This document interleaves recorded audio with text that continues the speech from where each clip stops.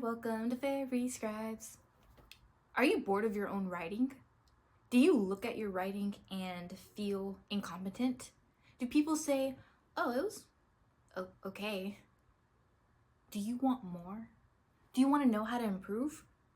Well, today I'm going to give you a few tips and tricks on how you can get there.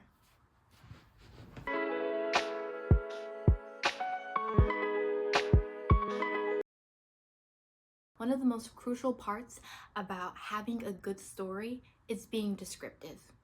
When readers are overlooking your story, they want to be engaged. They want to feel something. And you need to create a movie in their head. They need to be able to see the characters that you're showing, know exactly what they look like, feel the senses, understanding what you want them to see. So the best way I know to do this is to use your 5 senses. Smell, taste, sight,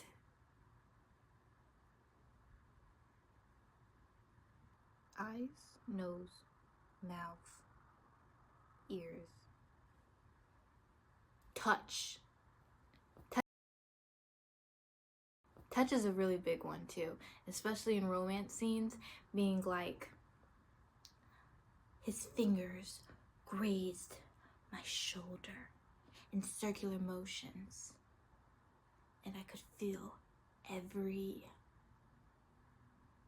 spot, and it was like a fire was igniting inside me. You know, just things like that. Just such a very simple gestures, and then every single like emotion that is going through them. That is a great way to capture every aspect and give people the full picture whenever you are describing something. You can't skip that step. You can't just be like, I feel sad. No, explain why you feel sad. I'm sad. My heart is in pieces. I can't take it, you know? Also, I just showed you guys a form of figurative language because your heart isn't actually in pieces. And we're gonna get into that now. Figurative speech is a great way to make your writing that much better. Similes, metaphors, they're funny, they are descriptive, and they can add personality to your writing. Personification is also a good one. So I'll give you an example. For metaphor, like I said earlier, my heart is in pieces. Your heart isn't literally in pieces, but it feels like it has been broken and it's just shredded apart. And so that's a great way to really put your reader deeper into the story by now thinking about what has been said and kind of internalizing that feeling. Another way, personification, you could be like, a smile dances on her face. It's not really dancing, but you can think about how the lips are like upturning and she's like kind of, you know, just like how do they say it, like smizing, like your eyes and your mouth, you know, just a way to play with it. You know, there aren't boundaries when it comes to writing. You just have to learn to test the limits of your capabilities and using all your resources when creating that experience for your reader. And then I said simile. Simile is a really good one. You are comparing. So say, example of a simile is, you're as pretty as a picture. Using the term like or as. Pretty basic stuff, but we forget what we learned in school sometimes and disregard it. But this is definitely the time to tap into your creativity, your imagination, and how you can incorporate this figurative language into every part of how you write. It is so important to avoid overusing the same words. For example, if in the beginning of every sentence you use the word I like, it is going to get old.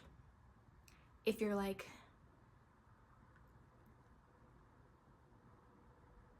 I like to go to the beach, it is so much fun.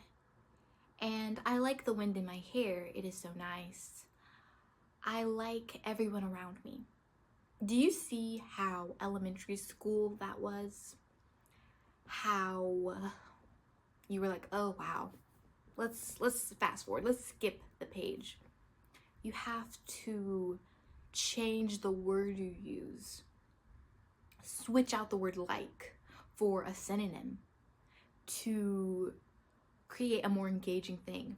Because if you use the same word in every sentence, then your readers are going to become disinterested in what you have to say, and they're no longer paying attention to your story, and they're now more focused on this repetitive thing that you have going on, and there's a good chance that they won't even finish it because it's now annoying to them. So really consider that when choosing your words. There are different types of sentence structures, and to have a fulfilling story, you need to include multiple types. Not one that's like complex or, simple or compound, but all these different types in one story transitioning between them. It is more engaging because your readers are not always expecting you to use that type of punctuation or to elongate your sentence and it being so fluid and so cohesive, but to give them all of it. They won't get tired if you're always changing things up and using all these different parts. It makes it so much easier for them to be less concerned with however you are choosing to use grammar and more concerned with the story. And then at the same time, you're showing them different ways to add to their story. And you are also, as a writer, showing off your skill level. Don't hide it. Lesson. As you can see, these are different types of sentence structures. A simple sentence has a subject and a verb. A compound sentence has a main clause and a subordinate clause. In a complex sentence, it has a subordinate clause. And in a compound complex sentence, it has 2 independent clauses and 1 dependent clause. So when writing a story, keep in mind to balance off these different types of structures. Thank you so much for watching my video today. I really do appreciate it. I currently have 59 subscribers, and when I started my journey on here, again, a month ago, I had 23. And to some people, it is still a very small number, but to me, it means a lot. It's growth. And I'm so happy to have 59 faerie scribers on their journey with me. Okay, that was a little teary-eyed. So, if you were here today, I want you to give this video a like. I want you to comment down below if any of these tips are helpful for you or if you have a tip to help us out. And share this with all of your writer and reader friends. Bye! In writing, one of the most crucial parts